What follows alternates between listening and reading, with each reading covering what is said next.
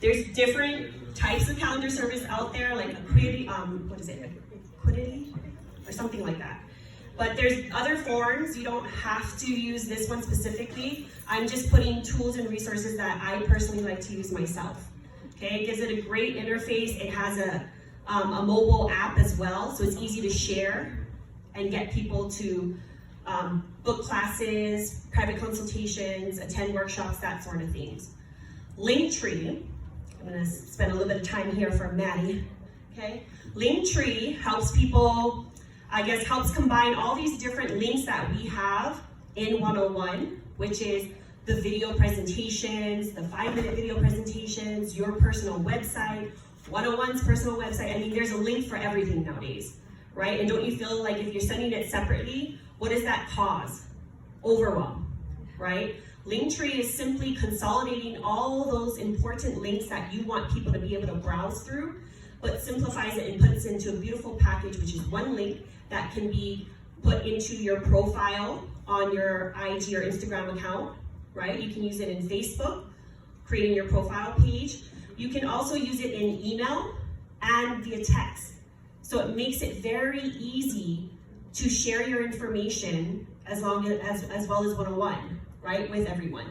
This is something that I'm going to be touching on in the onboarding, which I will help all the new instructors from moving forward set up. If you have any questions or need help with this area, please feel free to give me a call. Reach out to me and I can definitely help you and make time. Google, I use everything Google, from the Google Calendar. I use Google Forms, Google Sheets, everything. It's simple and it's free, okay? You can't go wrong there. Some of the things that I like to use is, when I'm talking about Google in the Forms area, is I use this as a way to organize workshops and online presentations. Because again, we have numerous workshops going on around the states, right?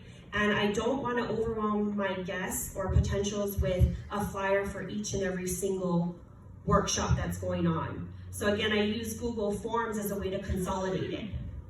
So I create a little drop-down arrow, list all the different dates and times that workshops are available. They can click on it, I get an email notification, and I'm simply able to send them an email right back with all the information to get them set up and prepared for the workshop coming up. So they know exactly what they're walking into. They can complete a financial analysis through the Quick Calculator, already get them in as a lead before attending. It really helps streamline the process. Zapier is another app that I like to use that kind of connects everything and makes it all work together. Okay, this is a little bit trickier. I'm beginning to learn a lot more little avenues and things that I can use it for. But what it does is it plays middleman. So basically, if I set up my calendar service and someone books, let's say, a 99 class via Zoom, what Zapier will do is trigger a Zoom meeting. It knows to automatically set up the Zoom meeting, and it sends them confirmation as well as myself. So I know, hey, somebody scheduled a 99 Zoom class, and it's going to go straight to my Google Calendar. So then I get reminders and alerts there. So again, it saves me a lot of time besides having to do follow-ups and setting up all the back-end things, right? Because if we just say, hey, going back and forth, trying to narrow down dates when people are available versus your availability, and as you grow, you'll be spending majority of your time here, right? Just trying to book classes and get people's availability. So just knock it out with using a calendar service and have it linked up to your Google Calendar or some other type of calendar service with reminders for yourself. Canva, I'm sure if you guys logged into your Learn and Do Center under resources and social media, there's some preset graphics already available for you to use. I highly suggest using those. Or you can go to canva.com and create your own. This is a great free service that you can create beautiful and professional looking layouts. So they're already templated. All you have to do is just change out the information, and there you go. You don't have to spend a lot of time here because it's already preset. Make sense? And then Zoom. We should all be using Zoom now, so that kind of helps and streamlines. So again, you can stay home, right? That cuts down all the chatter or the feel like you're hosting during a class and the commuting, right? Any questions on any of these resources here? No? Tough crowd. Oh, yeah. Can you tell me what Linktree is again? Okay, so I'm gonna go into it here. So Linktree basically looks something like this. So if you go into Instagram, you're gonna see a lot of people, a lot of our instructors are using it nowadays. You can also go to my personal, ihilani.dimelo_101, and you'll see it in my bio. And it just provides different options. So it's a click of a button, and they can go to find out why 101 Financial is for them. Goes and shows a quick video link. I can do About Me, takes them straight to my webpage. They can click on Enroll Today, takes them straight to the webpage and just directions of how to get started. And then class availability. So again, they don't have to wait for me to find out when I'm available. They can simply just browse through my Instagram, browse through an email, and find a date, and whenever they're comfortable, we meet. You know, so it's taking that awkwardness of us trying to shuffle through people, and hey, you know how to find me, it's everywhere, right? I'm putting it out there. I can send it to a text, an email, it's on social media, very simple and easy, okay? Calendly looks something like this. Okay, by a show of hands, who's currently using Linktree? See, so we got quite a bit of people. That's not quite a bit. I know it's quite a bit. That's like 8 people.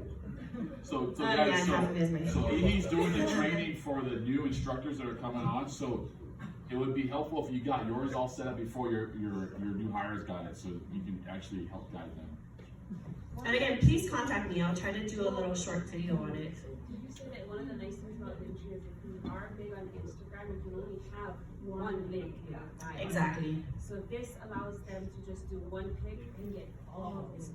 It's a great place to just be, go to my bio, because then when you get people going to your bio, what do they end up doing? Scrolling through your feed, right? Because then now they want to learn more about you. So it really, you know, again, it's great exposure and just the convenience of being able to text it to people so that they can open it up and choose links from there. You're not overwhelming, it's sufficient, it's consolidated. I love it. You remember that we had that short stint with Instagram where they were blocking 101financial.com? I don't know if you guys had that problem, because 101 was just, it was blowing up so much, so they thought it was like some spam, but it was just our team growing so fast that they blocked 101financial.com. So the only way we could get around that was to create a Linktree link and then put the 101 link within the Linktree and then bypass Instagram's block. Yeah, because Instagram won't allow you to add links to comments or anything like that as well. They're pretty tight on that. But this can be in your bio, and again, all you're trying to do is give yourself exposure. So in your post, you can simply be, click on the link in my bio, click on the link in my bio.